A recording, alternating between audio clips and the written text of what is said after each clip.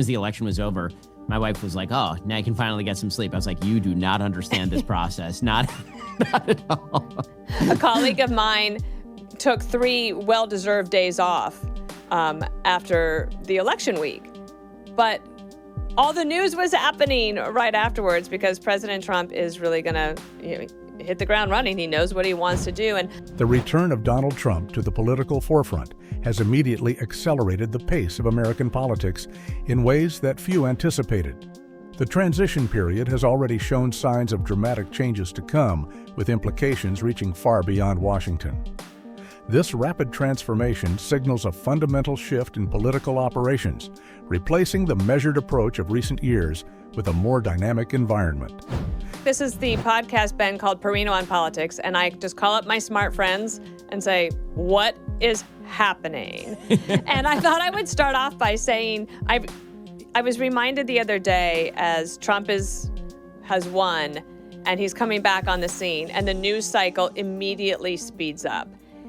In 2017, I think it was, I was at my apartment on a Saturday, and I thought, I'm just going to close my eyes for a minute. And I dozed for about 20 minutes. And when I woke up, 3 news stories had broken. The intensity of the news cycle under Trump reflects a broader transformation in American politics that goes beyond mere headlines. His approach this time around has shown a surprising level of strategic moderation that's reshaping the political landscape in unexpected ways. The rapid pace of developments under Trump's leadership demonstrates a stark contrast to the previous administration's methodical approach, forcing both allies and opponents to adapt to this new reality. I'm not sure even that's going to be enough, specifically because President Trump ran shockingly a moderate campaign, right? And this is the thing I was saying throughout the election cycle. Donald Trump actually positionally occupied the center of the political spectrum on pretty much every issue. On abortion, he said this is not a federal issue, this is a state's issue. That's a moderate position. This strategic positioning has revealed a sophisticated evolution in Trump's political approach that many observers failed to anticipate. The decision to occupy the center ground on key issues has not only broadened his appeal, but also complicated the opposition's ability to frame him as an extremist.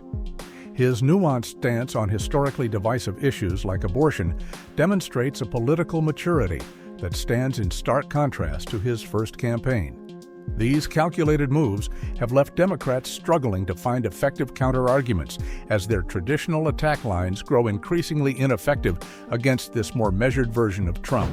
I think that, I was talking with a liberal friend of mine recently, and this liberal friend, this is the other night, said, I'm at a dinner party with a bunch of my friends, and I want to do something fun. I'm just going to put you on speakerphone with a bunch of very high-ranking Hollywood liberals. And he said, why did we lose? And I said, well, the reason you lost is because you're completely culturally disconnected from the country.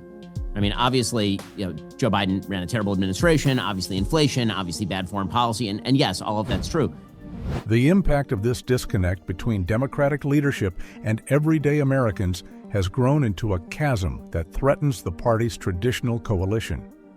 While economic issues like inflation have played a significant role, the deeper cultural divide has proven even more damaging to Democratic prospects. This separation between coastal elite priorities and heartland concerns has created opportunities for Trump to position himself as the voice of common sense and traditional values. The resulting realignment has forced both parties to reassess their fundamental approach to connecting with voters. You can give the same speech from both places, and they respond exactly the same way. They just want a normal life. That's all they want. They're tired of the lack of normality. And, I debated Sam Harris on this, and he kept saying, Donald Trump isn't normal.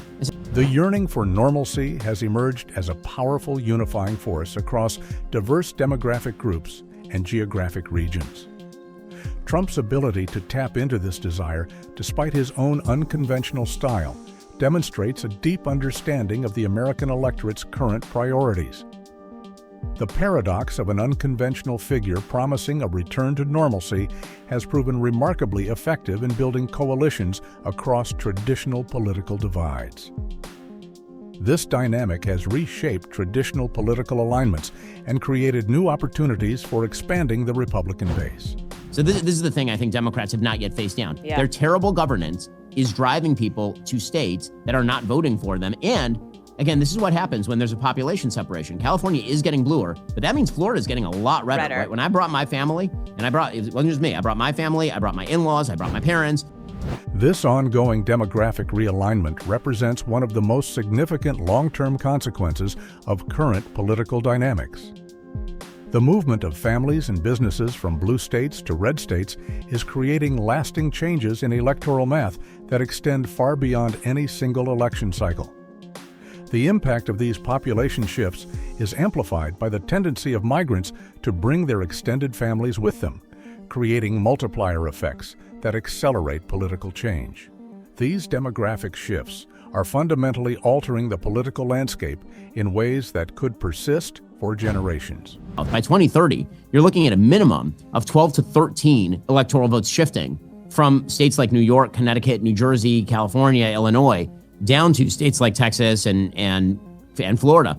And that is a disaster area for the Democrats, because now you're talking about, a real systemic uphill battle.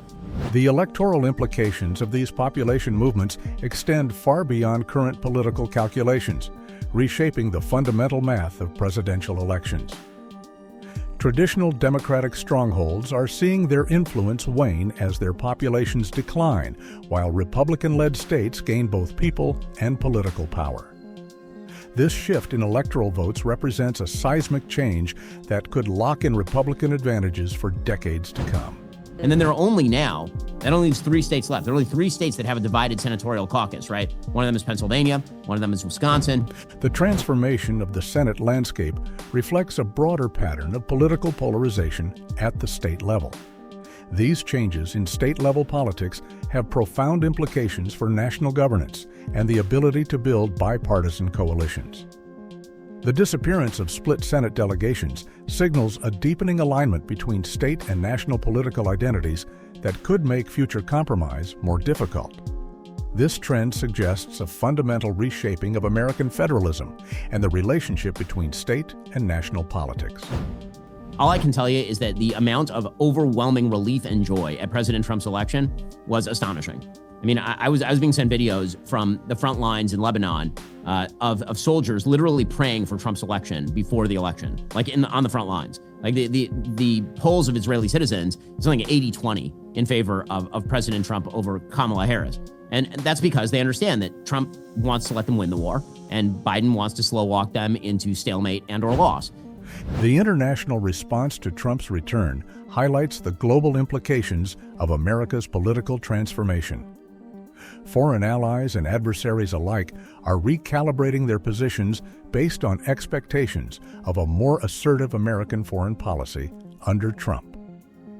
The stark contrast between Trump's approach and the Biden administration's cautious diplomacy has created both opportunities and challenges in key regions.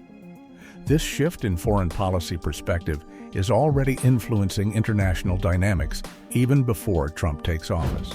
Watch the results of the policy. Don't watch all of the sort of frivolous talk about, oh my God, is RFK going to ban diet soda or something? Like, the emphasis on concrete policy outcomes over political theater represents a maturing of Trump's political approach. His team's focus on substantive changes rather than rhetorical flourishes suggests a more strategic approach to governance than in his first term. This shift in emphasis from style to substance could have significant implications for both domestic and international policy implementation. The success of this approach will largely depend on the ability to translate campaign promises into actionable policies. The approach to foreign challenges under Trump promises to be more nuanced than many observers expect. His emphasis on projecting strength while avoiding unnecessary conflicts suggests a sophisticated understanding of international dynamics. This balanced approach to foreign policy challenges reflects a broader maturation in Trump's political strategy. The focus on maintaining American credibility while avoiding costly entanglements could reshape global power dynamics. When Barack Obama is on the ballot, they tried it in 2016 and Hillary lost. In 2020, it was an outlier election because of the COVID pandemic and BLM and the mail-in ballots. And then 2024, they got shellacked again in the same exact way. And so they're going to have to remake their coalition, because what Trump showed is that is a bad way to approach the American people. The return of Donald Trump to the political stage marks not just a change in leadership, but a fundamental transformation of American politics. From his evolved, more moderate stance to the demographic shifts reshaping the electoral map, these changes are creating lasting impacts across American political life. Looking ahead, Trump's governing style and international dynamics will likely shape politics for years to come. What aspects of Trump's return do you think will have the most lasting impact? Share your thoughts below.